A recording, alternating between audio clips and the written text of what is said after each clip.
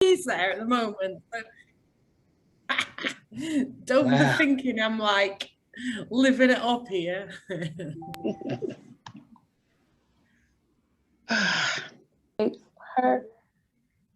Per usual, so I want to make sure that I give each session the allotted amount of time, and I'm keeping track with the time that I have here. So just want to make sure we give a very warm thank you to our summit sponsors and supporters. This event could not be possible without their support. I really hope you all have had a chance to go into their exhibitor booths in the WOVA app and pull information from these wonderful organizations and connect. Quick housekeeping, pretty please check in for the summit. Today's pin is E as in elephant, F as in Frank, V as in Victor, T as in Tom, and the number 5. That information is posted in the chat. I know my colleagues will also copy and paste and post it again, along with it has been shared out through the WOVA app.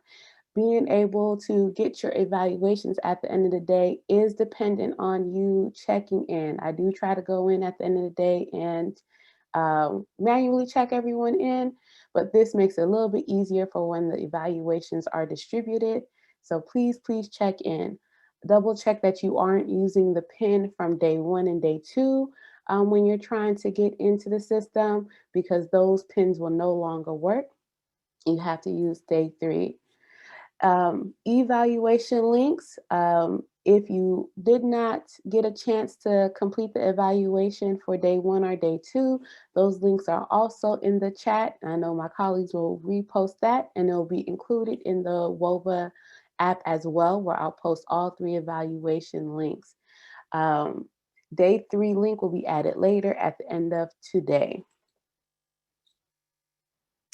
So it is my great pleasure to start us off with an Rose tradition. Each year, we are sure to recognize phenomenal individuals that are supporting the work around breastfeeding and health equity. And each year, sometimes we might add a new award as we recognize the need to expand recognition. We'll start off with our Crystal Rose Award. Reaching Our Sisters Everywhere established a Crystal Rose Award to recognize an individual whose distinguished life work has contributed towards the broader work of addressing inequities in breastfeeding and health. Want to acknowledge our previous Crystal Rose winners that we have awarded throughout each year of our summit. Round of applause. I'm pretty sure everybody's clapping. And it is my esteemed privilege to be able to recognize the 2021 Crystal Rose awardee, Dr. Kamara Phyllis Jones, and her phenomenal work that she has done in the arena of public health, maternal child health, global health, in relations to addressing racism in healthcare infrastructures, and being able to motivate colleagues and individuals across the field to do better, to recognize racism and maneuvering, addressing it. I will go ahead and stop sharing to give an opportunity for our esteemed awardee to speak. Oh, well, thank you. Thank you, Andrea. And I am really honored because I have been part of the Rose family for a long time. Thank you, Kim, for always looping me in. And I just want to say a few things. The first, I want to drop 3 pieces. The first is that there are 3 principles for achieving health equity: valuing all individuals and populations equally, recognizing and rectifying historical injustices, and providing resources according to need. And when people say, well, how do I know if I'm valuing everybody equally? I say, think about how you would value your child or your nieces or nephews. You would protect them, you would nurture them, you would celebrate them, you would invite their input, all of the things that you would do for a child are what we should be doing for all individuals and populations equally. And so Rose, I know as a mother who breastfed both of my children decades ago, before Rose existed, and would have appreciated the support. I know the importance, first of all, of nurturing our children, but that's how we need to value all individuals and populations equally. So Rose and Robe are enabling us and community to start connecting with one another. The other two things I'm not going to go in deeply, just to reiterate, recognizing and rectifying historical injustices. And that's some of the policy pieces and some of the, baby-friendly hospital stuff and all of the stuff that Rose has been on. And the third is providing resources according to need. And Rose is part of that resource provision. So that's the one piece, the three principles. The main piece I wanted to say is that what we are doing here is all about collective action. And I have come to recognize that collective action is really our power. Of course, we need to know our power and know that action is power, but collective action is real power. Collective action is going to protect us and propel us and inform us and inspire us. So again, kudos back to Rose and Robe for being about collective action. That collective is not just across space, but the collective is also across generations. And so I guess the last thing I'm going to say is I know we need to burst through our bubbles to experience our common humanity on the other side of town so we can start building common cause, but we also need to nurture our young people. We need to mentor them. We need to pass the baton. We need to be about distributed leadership, taking turns. If you see a group of geese flying, the reason they fly in a V formation is because the goose at the front is breaking the wind for those who are coming behind and those coming behind and the like. But I used to worry about that goose that was at the front. What happened when she got tired? Because you didn't want her to drop to the ground or fly off someplace random. And what geese do is actually that goose at the front goes back into the flock and somebody else takes the lead. We need to develop our flocks as we have here with Rose and Robe and take turns in leadership, spell one another, but be together, be going in the same direction, working together.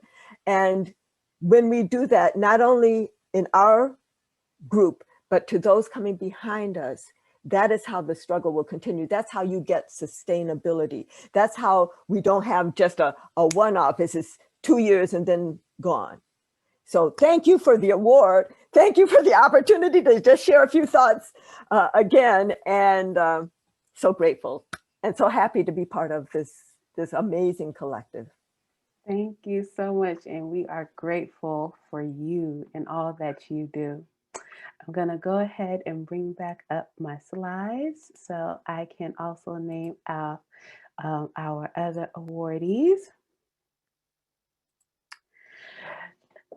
Now, a second award that Rose gives out is our Tammy J Fuller Concrete Rose Award. And it resonates with the poem by Tupac Shakur, The Rose That Grew from Concrete. Did you hear about the rose that grew from a crack in the concrete? Proving nature's law wrong, it learned to walk without having feet. Funny it seems, but by keeping its dream, it learned to breathe fresh air. Long live the rose that grew from concrete when no one else ever cared. And for the 2021, well, not 2021, let me acknowledge our previous awardees first. We have had wonderful awardees that have done tremendous work through their actions, through their community connections, and always standing to bring along their colleagues as well.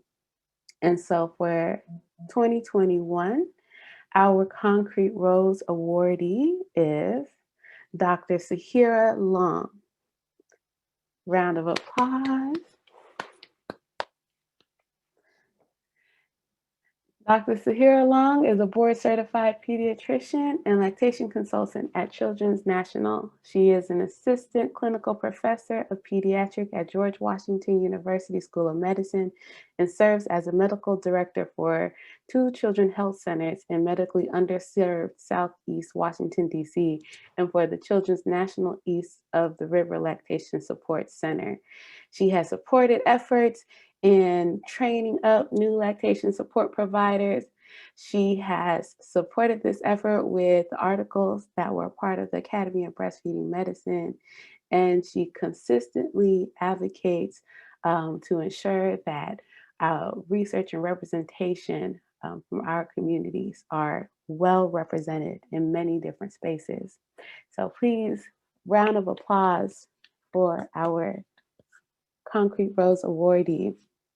That's the only thing I miss about being in conference with everybody, is that normally there'll be a robust cheering. Wesley, we should have had sound effects.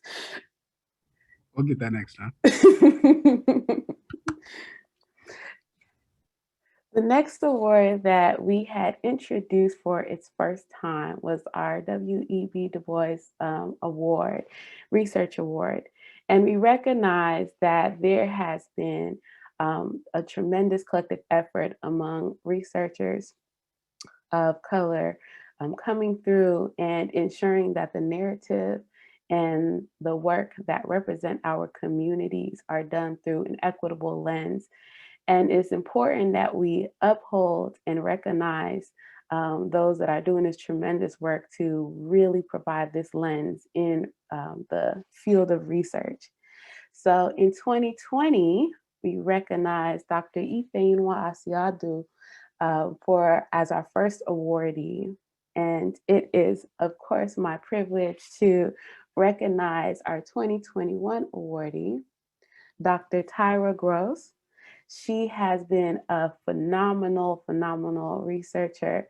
We actually worked with her during her undergrad year, and she has gone on to become a professor at Xavier University in Louisiana, where not only does she continues to do research, but also train up new students working in public health, and also ensuring that they recognize the importance of breastfeeding as well. Her video for her speech that she had is going to be available within the conference app. So I definitely recommend that you all go and check it out. And we thank her for the work that she has done in relations to research. In 2019, we also began lifting up allies who have contributed to supporting various different works. John Brown Award, given in 2019, recognized Elizabeth Brooks and Ryan Comfort. And we also gave out the William Lloyd Garrison Award, Ally Award, to these wonderful individuals shown here for their work in supporting efforts made by communities. And so for the 2021 William Lloyd Garrison Allies Award, we want to recognize 2 individuals, Dr. Ann Muirwood and Ali Casey Valentine Steffen. Round of applause to our wonderful awardees and their phenomenal work that they do in supporting colleagues, supporting addressing inequities in the field. So Dr. Ann Muirwood is the directs the Center for Health Equity Education and Research project through Boston University School of Medicine. She manages maternal child health programs for underserved for 25 years and also runs Cheering, a nonprofit in Athens, Greece. Dr. Muirwood is phenomenal, and if you've ever worked with her, you know that she does not mince her words, and she lets things be known, and that is absolutely needed in many of the spaces that we end up in. Sometimes we hear some interesting things, and she definitely calls it out.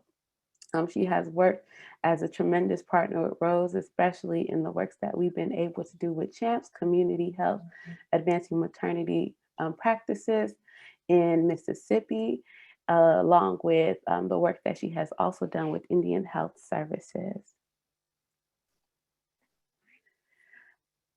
I like Casey Valentine Stephan. She is an IBCLC working in lactation since 2010. She has been doing phenomenal work as a breastfeeding peer counselor with the WIC department in 2010. After leaving WIC, she has continued to do work in the rural Appalachian area, and she is a tremendous supporter and of breastfeeding, along with always connecting with the Rose team. So we appreciate the work that Casey Valentine has done. Thank you so much. Round of applause for our awardees again. We also want to make sure that, although we didn't get to join the in-person party that Reaching Our Brothers Everywhere had during their in-person mixer on on Tuesday, we do want to acknowledge that when the Wisdom Council charter member Kevin Sherman was recognized for his work involved with Reaching Our Brothers Everywhere. And so do know that we will continue to recognize phenomenal individuals in the field and lift them up. And we also urge and recommend that if you are able to do so within your organizations or the communities you serve, to lift up individuals that are doing phenomenal work. It continues to be the wind, it continues to be the water that can refill vessels. And so I thank all the awardees for the tremendous effort you have contributed to the field. And we will continue keeping our eyes open as we continue to recognize individuals. So I'm gonna stop sharing for a quick second to pull up my next slide because I hear text messages going on. So I'm hoping that, okay. Oh, wait, I was told to okay. All right, so give an opportunity for Dr. Long, Dr. Mirwood, and Casey to speak. So I'll go ahead and give you all each a moment to speak, and we'll get started on the next portion. I'll go ahead and ask Dr. Long if you're able to. Is she on? Yep. If you're able to unmute and give some words.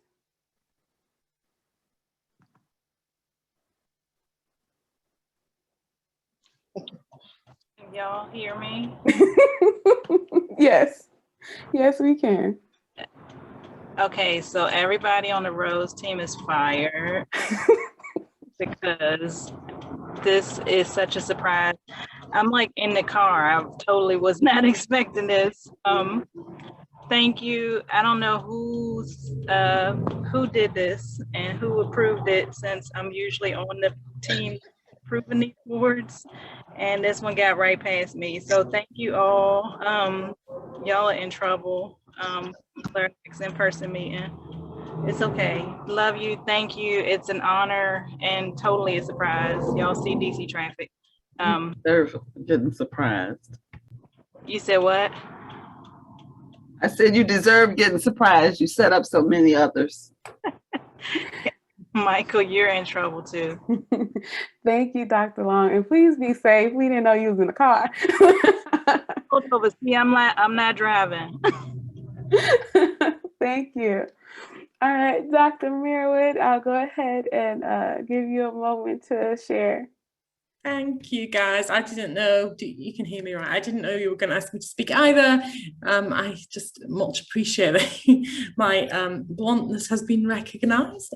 It's been a great journey. Kim and I met and sort of schemed this CHAMPS thing together like, it's a long time ago now, 7 or 8 years ago at least, if not more, maybe 10. And we were sort of scheming, and we had these plans for the South, and we didn't really know if it was going to work, and it worked. So so far so good, and I just really delighted to be part a sort of allied part of the Rose team. There are two proud moments in my career. This is one of them. The other one was when the Indian Health Service kind of recognized me, the work that I'd done, and really brought me into the team, and I got to work firsthand with their communities. And then this one where I just feel that, you know, as I said in my little notes, the biggest honor is when you're recognized by the community you work for. And I just think that that's wonderful. And to me, it means much more than any kind of academic or any kind of other accolade or acknowledgement. So I just really want to thank you, and also applaud the incredible work that you guys do and keep doing. And someone mentioned, you know, sort of determination, and Kim and I have had quite a few conversations about that. Like, we just keep on going and we keep on going.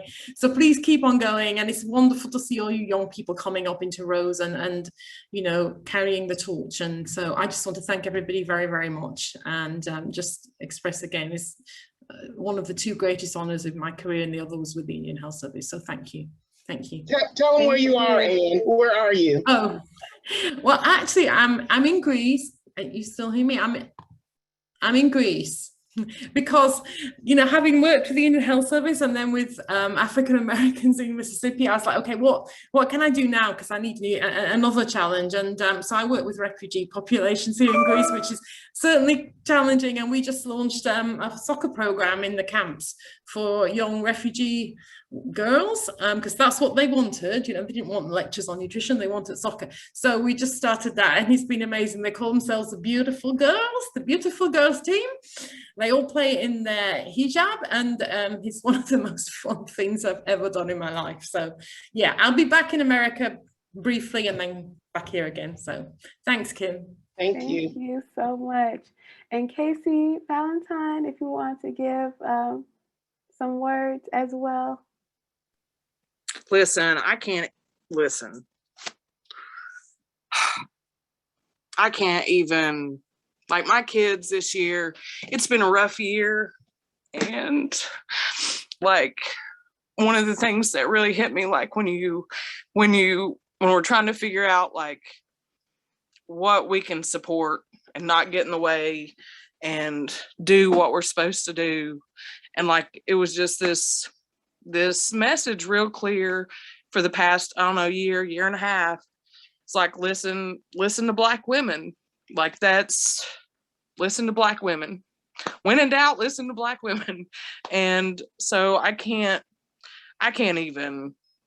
even know what to say. Dr. Kim and Jerry and Courtney, and like, it just keeps me going. Sometimes I want to quit, and I don't understand how we got to where we are, and then I do understand how we got to where we are, and it's overwhelming and frustrating. But I feel like I want to give y'all an award, and I want to just hug your neck, because I can't, like, I wouldn't even function if it weren't for people in my life, like the people on the Rose team. And when it gets overwhelming, and like, just even listening to bits and pieces of this conference, and like listening to these voices and the research and the community and the passion that comes through, it's validating, like, just to keep going. So I don't know how y'all do it. So I'm just honored to even, like, my name to even come out of your mouth sometimes. And I love y'all very much, and would not be able to do any of the work that I do if it wasn't for people like y'all. Thank you so much. Thank you, Casey. I just want to say real quickly, and I'm going to quit, is that Casey does phenomenal work in Appalachia. Phenomenal work. She is extremely humble, because she has done a lion's share of put passion and love in the work that she puts in that community. So we honor you, Casey, and you are our village. Thank you. And I'm gonna go off camera too now. It's strategic when you come from rural Appalachia and you go out into the world and you see how very much the propaganda and the systematic racism, like, it's strategic, and breaks my heart. And I hope that I hope all of our kids see a different place than where we're at right now. And I'm hopeful for that because of people like y'all. So that gives me hope. And thank you. Thank you. Thank you. I once again appreciate and applaud all our awardees. So technically I have 3 minutes to do my justice, equity, diversity, and inclusion. What I'm going to do is get to the meat and potatoes of it because I want to make sure that we are able to give full time to our next presenter.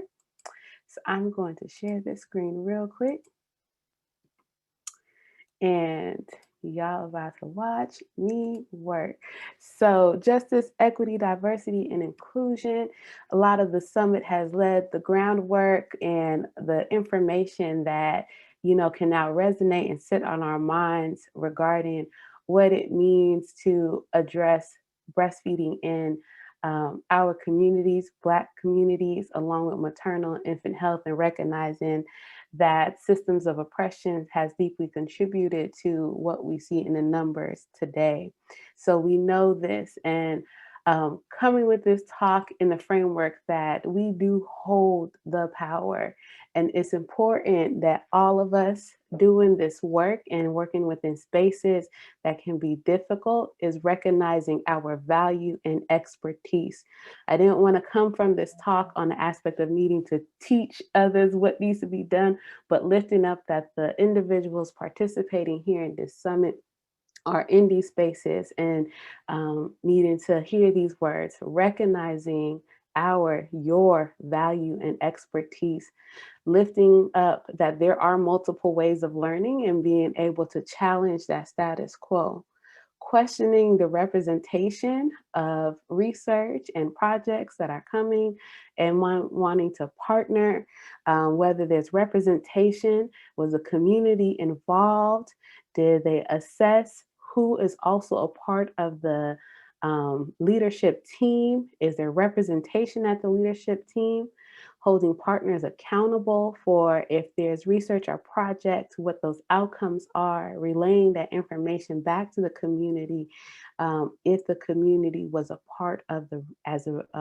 a part of the project in any way, and also recognizing the power to say no, because we do hold that power to say no. Justice, equity, diversity, and inclusion is not an option for everyone. It is a way of life. And in contributing to work and programs that may utilize this particular element as an option, it's important to lift and call them to attention when necessary. And if the ears are not willing to listen, and if the power that is not willing to be shifted, then it is okay to say no. Want to quickly lift up that much of this work that we continue to grow from has come from the Saving Tomorrow Today and African American Breastfeeding Blueprint, which has had 648 downloads across the United States. And the key theme for what drives our work in paying attention to Black breastfeeding rates is recognizing the various inequities that exist, not only just nationally, but also regionally, and recognizing that breastfeeding rates go down roughly about 21% for non-Hispanic, African-American, Black babies for each week after delivery. And this is where we do this concentrated work on addressing these inequities that we see and why we do this focus. Recognize that many of the top reasons why families stop breastfeeding are things that are attributed to lack of resources and inability to access quality and equitable support. And that if these were addressed, many of the reasons that folks stop breastfeeding might actually reduce. Recognizing and lifting that the expertise that we know is in a field The Academy of Breastfeeding Medicine supplemental issue here is a strong example of that work. We heard great things from a few of the presenters yesterday, but there are so many abstracts. So if you haven't downloaded the first one and the second one, I urge you to cite them, and I urge you to contribute towards shifting the narrative. The Maternal Telehealth Access Project is one of those examples of work that was done throughout 2020.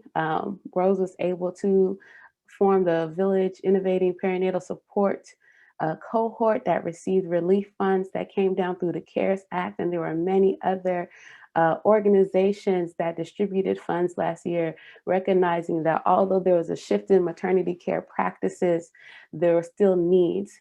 And last year, many folks continue to realize that disparities and inequities do exist, and these were things that many of us on this call already knew existed, but it was amplified. And so I recognize all of you all that during the time that you showed up for families, in a time that you also had to show up for your own family, your own personal needs, and being able to balance that.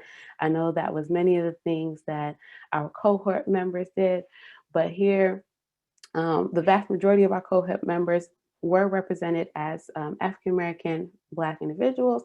We did have Indigenous, Native populations, Latinx, non-Hispanic white, Native Hawaiian, and Asian as well. However, those individuals and organizations went on to support families in this capacity. And the vast majority of the families that received support through this particular initiative were African-American Black families. And I definitely recommend that you check out many of the VIPs in action that participated in JMM Health Solutions. That's Dr. Juan Michelle Martin, who went ahead and hosted this podcast blog series for us and highlighted many of the VIPs and the work that they are doing. So I urge you all to check out what this type of work looks like in action, and also continue to partner.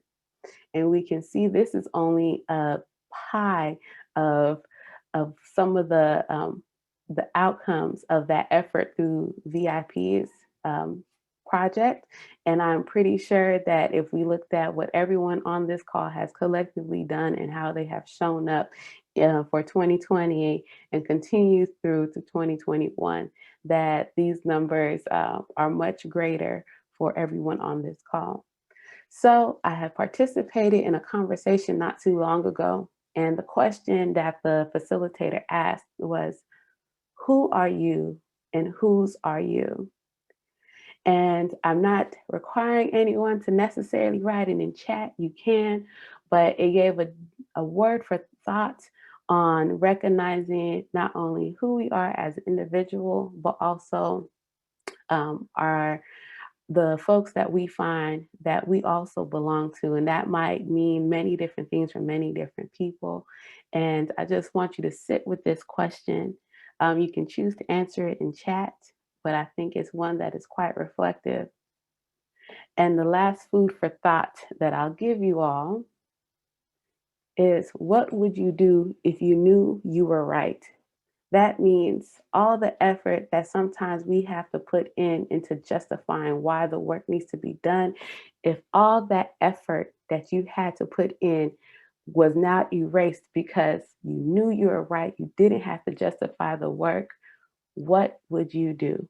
Now that one, don't answer in chat. I want you to hold this question, because next year we plan on doing the State of Black Breastfeeding Forum to establish a space where we culminate all our collective expertise to set an action agenda on breastfeeding in our community. We already know we are right. So what is it we would do? And that is me presenting as quickly as possible. I'm gonna go ahead and stop